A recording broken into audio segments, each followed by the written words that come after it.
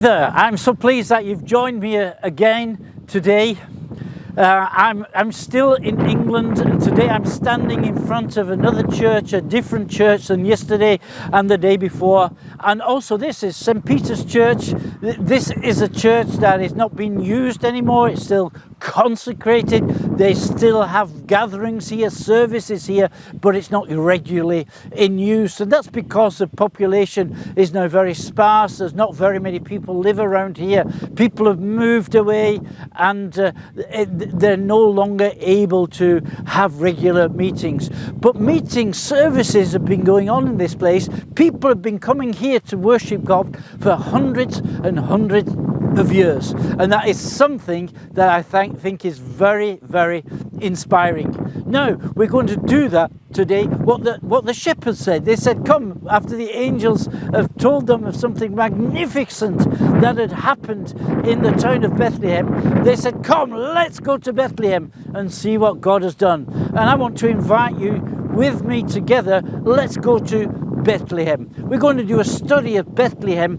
in the Bible. And the first time we hear about Bethlehem is in the first book of the Bible, in the book of Genesis and chapter 35. A man called Jacob is on his way back home, back where he came from, and together with his wife Rachel, who's heavily pregnant, and with his other 3 wives and another 11 sons and some other people, they're on their way back home. And as they're not very far away from Bethlehem. This is when Bethlehem is mentioned the first time.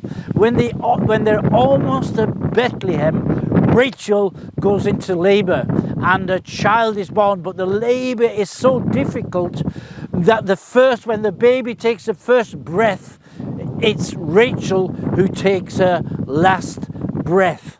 And with her last breath, she calls the child Ben-Omi. Now, God saw, after he'd created the earth and he created man, he saw that man had started to go his own way, that he turned his back on God. We call this sin. Sin came into the world. Sin is something of independence. I want to live as I want to live. Nobody's going to tell me how to live. And what has happened over the years, that crime has come into our societies, that violence has come into our societies, that tragedy has come in, that war has come in, and so on and so forth. Now God wants to stop all that, and to stop all that, he's got to reconcile man with himself. And to reconcile man with himself, he needs to send someone to make things right. And this person would be called the Messiah. And God chose a man called Abraham, and he told Abraham that, Abraham, one day you'll be a great nation, and out of this great nation, out of your descendants, will come blessing for the whole world. And God is going to send somebody through the descendant of Abraham, through him and his wife Sarah as a couple, but then from the family, from the clan, from the tribe, from the nation of Israel, this was going to come. Now, he had a son through a miracle called Isaac, and Isaac had then 2 children. He had twins, Esau and Jacob. Esau was older than Jacob. Now, Jacob, he bought the right of the firstborn from his brother Esau. Esau couldn't care less about it, and he sold it to him for a bowl of soup. But even so, Jacob was someone who always thought he has to do it. He was a man who had to take things into his own hands. He simply couldn't trust God. He couldn't hang on to the promises of God. And when time came, he deceived his father and he deceived his brother to get the blessing of the firstborn child, even though God was watching over this situation. He had to flee for his life, and he went to live with his uncle Laban, the brother of his mother, and it's there that he fell in love with one of the daughters of Laban, a girl called Rachel, and he wanted to marry her.